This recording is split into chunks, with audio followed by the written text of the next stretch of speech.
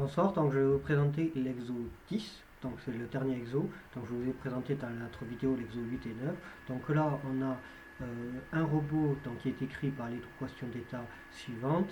Ensuite on a une ellipse décrite par cette équation avec les paramètres oméga, Lx, Ly et tt. Donc dans la première question en fait l'idée c'est de reproposer le contrôleur qu'on avait fait à l'exo 3. Donc pour ça j'ai juste repris euh, ma formule que j'avais précédemment, donc ça je peux le supprimer parce que j'ai tout le temps de le supprimer. Ça c'est donc l'équation d'état, ça c'est oméga t comme on le calcule, la consigne, c'est-à-dire Lx, Ly, la dérivée de la consigne, et ensuite je le mets dans une matrice en disant que c'est oméga x, la dérivée de oméga x. Ensuite je fais pareil pour y, donc là je retrouve y qui est égal à ici x, y1 et y2, la dérivée de y1, voilà, je mettais en shape, je calcule a, je fais pareil pour v, je fais pareil pour u, et ensuite j'ai aussi un autre contrôleur, mais ça j'expliquerai pourquoi j'en ai fait un autre.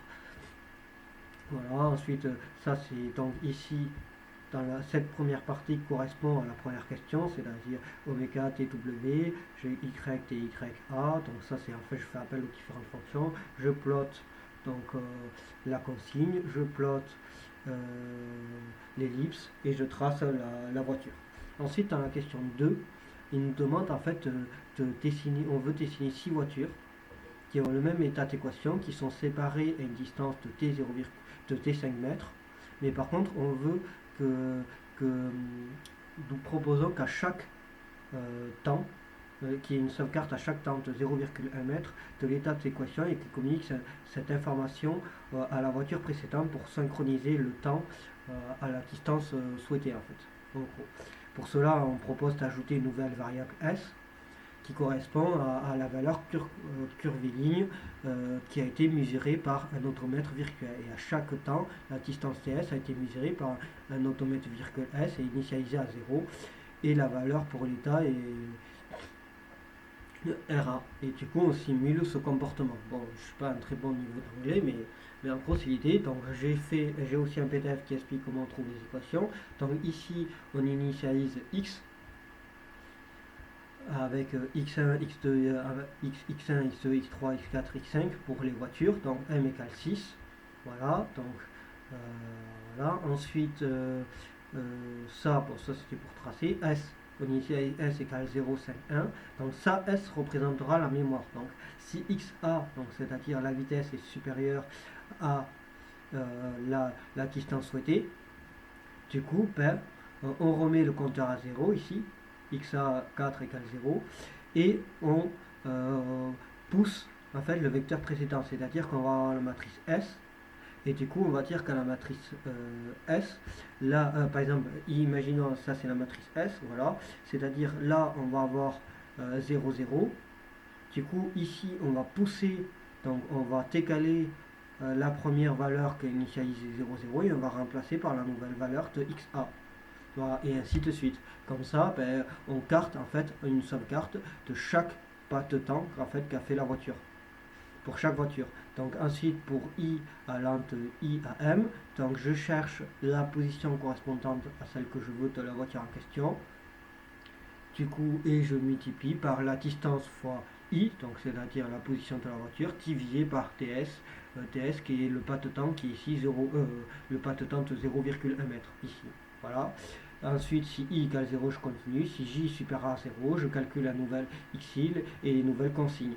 Donc tout ça, de toute façon, ça a été expliqué dans un PDF, donc WI, TWI, et ensuite j'applique le contrôleur sur X, W et TWI. Et du coup, j'ai fait une nouvelle fonction de contrôleur parce que j'ai un problème avec l'ancienne façon, parce qu'ici, je dis, il faut que je récupère un floatant, parce que sinon, j'ai des problèmes pour récupérer X0 et X1 de ma matrice X. Voilà, et ensuite, voilà, sinon, bah, du coup, la matrice U, si elle est pas supérieure à 0, par défaut, je lui affecte une valeur 0, 0 à l'entrée. Voilà, ensuite, je reshape, je trace la voiture noire, et ensuite, je calcule la nouvelle matrice X avec la fonction de l'air, avec l'intégration de l'air, et ensuite, je fais un flatten. Donc, voilà, donc, au niveau du temps, ah, je pas le... Ah si, je suis à 5 minutes au niveau du temps, donc c'est bon. Ensuite, donc je fais CT, je me remets dans le port repère. Donc ici c'est voilà, CTRL C, CTRL V, voilà. Python final.py parce que j'ai appelé final, je lance. Et donc là j'ai la voiture bleue qui se met en position et petit à petit j'ai la voiture noire qui vient se mettre en position aussi également et qui commence à suivre et ainsi de suite. Voilà. Bon après elles sont pas dans le même sens que la voiture, mais bon ça c'est un détail, j'ai pas j'ai un peu regardé mais j'ai pas non plus euh, trop cherché pour quelle était la raison. Voilà. Voilà.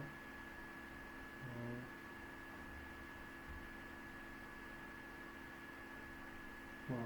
Et là du coup on voit que les voitures noires suivent la voiture rouge. Voilà.